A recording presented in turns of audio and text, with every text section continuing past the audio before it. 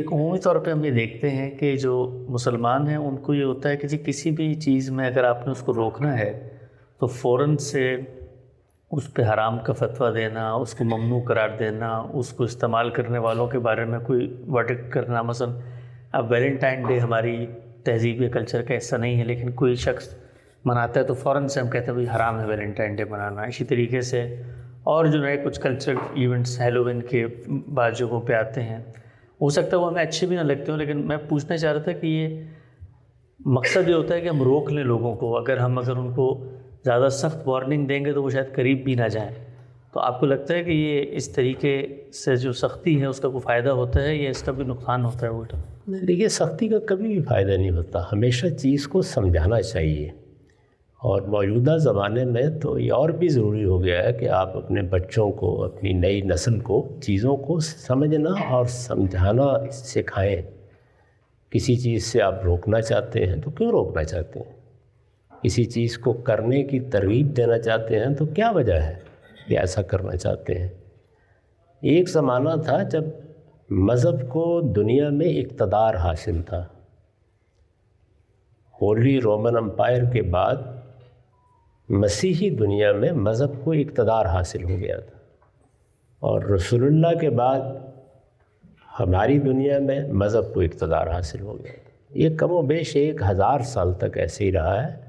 مذہب ہی اصل میں سپر پاور کی حیثیت رکھتا تھا، اسی لیے جو بڑے مورخین ہیں وہ اس دور کو ایج آف فیتھ کہتے ہیں۔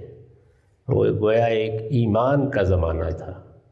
اس طرح کے زمانے میں تہذیب بھی مذہبی ہو جاتی ہے، روایات بھی مذہبی ہو جاتی ہیں، عرف بھی مذہبی ہو جاتے ہیں، رسوم بھی مذہبی ہو جاتی ہیں، اور سوسائٹی بھی بحیثیت مجموعی مذہب کے حوالے سے چیزوں کے بارے میں فیصلے سنانا شروع کر دیتی ہے۔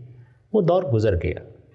اس وقت آپ جس زمانے میں جی رہے ہیں اس کی بنیادی قدر یا اس کی بیسک ویلیو فریڈم ہے، آزادی۔ آپ کے بچے، آپ کے بڑے، وہ اب اس طرح چیزوں کو ماننے کے لیے تیار نہیں ہیں۔ دنیا میں جس تہذیب کا غلبہ قائم ہوا ہے، بالخصوص پچھلی 2-3 صدیوں میں، وہ بھی فریڈم، آزادی اسی بنیاد پر کھڑی ہے۔ اس میں پابندیاں لگانے سے کچھ نہیں ہوگا، بس آپ لوگوں کو تعلیم دیں، بتائیں کہ مثلا فلاں تہوار میں یہ خرابی ہے یا فلاں رسم میں یہ خرابی ہے، اور اس کے بارے میں جو انسان خرابی کو جاننے سے متعلق سوچتا ہے اس کی اس سوچ ہی کو خطاب کریں، اس کی فکر کو خطاب کریں۔